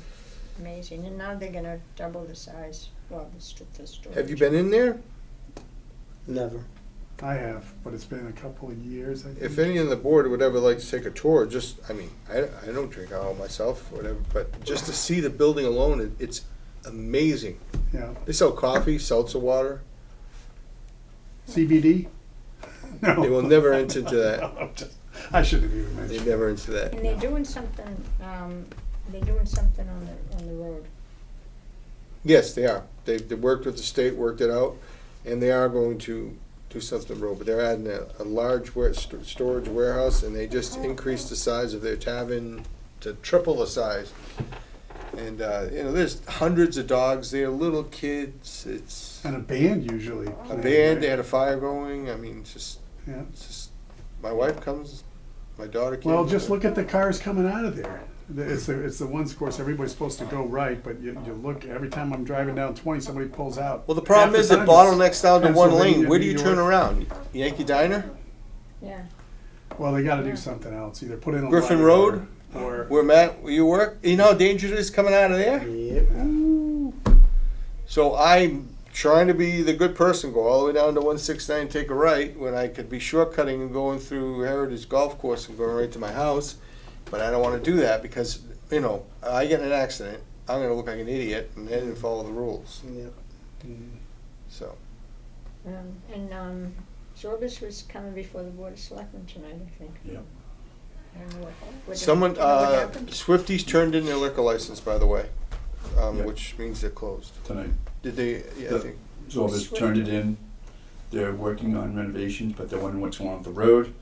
So they don't know what's happening. They're waiting for DOT to say something. The whole board's like, But don't wait for them. just remember, It could take if we forever. revoke the license, right now, Sorba does not have a food license, they do not have a liquor license till this board signs another food permit. That's state law. They made the food permit at a restaurant that sells alcohol, that the food permit trumps it. So if you didn't serve, I went in and closed them, they are no longer able to serve alcohol until they have a proper food permit. That's state law. right, yeah. And Overlooker is expanding. I didn't hear that. I saw on the left, but that's where the pump station's going Okay, for the water. I heard they were expanding. But again, you hear a lot of things, I don't know. Yeah. They got a lot of empty stuff. a lot of So, empty rooms. can we just go back to Zorbas again? So what's gonna happen? They're still interested in I spoke to possibly the owner, I reopening? said, I don't care, I said Was just, the owner, was Noosa there, or? Phil the son. Phil, Phil. son. I did speak to Phil the son many weeks ago. I said, Phil, just wanted to know, someone told me we've been closed for like a month. He said, yeah, Jim, I appreciate the call. I said, we're just doing some maintenance work and eventually open. I said, well, don't pound the nail until you call Kurt. And I said, before you reopen, make sure you call me for a reinspection, and I hope all the food, he said, no, we took all that out and put it Yeah. out to our other restaurant. It's been a while. So, yeah, he said, it's all set there, but I appreciate the call. And we left it at that, so. What about the restaurant down the street? Swifties, there was a medical issue with him, and he just turned his license in. I think he Who's could. Swifty? Swifties is on 169, right next to where they want to put LNG, next to the Millennium. No, I meant the cafe right here in the center, Yankee? on the corner. Swifties is The Yankee Diner? no, No. Swifties is No, not on 169, right here. used to be the. Yeah, you're talking about Mark's? No, I'm talking about the J&J's. Oh, it was bought by Charlton Pizza, the one right next to it, By Charlton Pizza? and he's going to have breakfast there. Yeah. He bought all the equipment. He's looking for a permit. I went down there to pre-inspection. He's got some cleaning to do, and he's going to open it back up as is. Okay. When do you think that's gonna happen? He put it this way: Joe Labonte, who did own it, was a nice man. He kept it very, very clean, so it won't take long to get back up and going. Mostly brand new in there anyways, wasn't it? The answer system's new. We put a new air conditioning system in there, and he said he didn't feel he wanted a competitor next to him, and he already has a breakfast place in Brimfield. He said, "Why not buy it, Jim? I like to do breakfast." So he's So will going. it still be Joe? No, it's going to be the Oh, the people next door. the Greek Yeah, person next door, right. and he's the owner of it now. He has a 20-year lease on it. Because I went to Dad's this morning and I had to stand and wait, and I've never had to do that. I went to Dad's for the inspection. She called This me is this morning. Really? And, yeah, I almost got killed pulling in there. It's very hard to get in. It's very scary. There's 2 crosses across the street from there. Well, I almost was the third. It's like, Somebody coming around westbound. well, line. someo's coming Your too line of sight fast is behind not me, that wasn't great. paying attention, and Oh, I'm trying to yeah. turn left, which Because really, I'm waiting to try to take a left, and I'm watching the cars behind me Yeah, and pumping my brakes Yeah. so Not they good. see me. yeah, It's very dangerous. right. but she just got married, the owner. Yeah. And she has a few things to do, because I did my rounds of inspections, and she said, Jim, I'm ready for you. Just got one other thing to do, come on back. I said, okay, Where was that? at Dad's. Oh. She's very nice, super, super nice, Yeah, hard she is. worker. Yeah. They were really crowded. They're all, to be honest, they are packed all the time, Yeah. Mhm. They've got a pretty number of tables. packed all the time. Yeah. I don't know where they fit everybody in. You drive by It's and bigger than you think, Oh, it you looks go around small. the corner and they've got more tables in the Oh, back. I've never been in there. I've seen the cars. They make a mean burger. Yeah, oh, I like burgers. All right, do we have anything else? We've been drifting here for a Yeah, little well, bit. it's drifting, yeah. We've been reminiscing here, do I have anything? I wrote it down, Triple E, tobacco sign. I'm gonna work on the tobacco signs, I know the 15th was the deadline. I wanna make sure everyone tried to explain to them and give them a simple spreadsheet of what they can and can't do. They said they know what's going on, and they said the manufacturers have already adopted to deliveries to comply with our regulations, so, but we'll see. Okay. But I will keep the board updated. So when's our next meeting? I'm just looking, what's this? What's this here? Well, that's 9 in the morning, I take it. What's that? November, Water main 3 weeks meeting. from now. Oh, I have a water main meeting. Okay. That's the Exxon Mobil meeting. Now, that's also Thanksgiving week, but I'll be around. I mean, I'm open. So whenever, whether it's 3 weeks, 4 weeks, That 2 water weeks. main meeting's at 9. I have one every single Tuesday. Kathleen, Either. how's your schedule? It's pretty, somewhat. Why don't we shoot for the 26th and see what happens? Sure, I'm good with that. So I'm next good with that. scheduled Board of Health meeting will be the 26th at 6 PM in our office. Yep. And just have to get my grandson his road test. All Don't ever set? go to Sturbridge with your grandson to get a road test. Oh, terrible, terrible. He failed. He was It miserable. happens. Yeah. So, Put the wheel against the curb, look over, don't forget to put it in park. yeah, and then he Little got e-brake. nervous, and then he started making more mistakes. Then he said, Graham, he said, I was looking behind me to back up, and I saw your face, and I knew I had failed the test. Because I was like, okay, you're in the back, and you can't, they don't let you say anything, and it's very, All right. I was as anxious as I was when I was 17 years old and took my own test. Want to make a motion? Make a motion that we adjourn. Second. All in favor? Aye.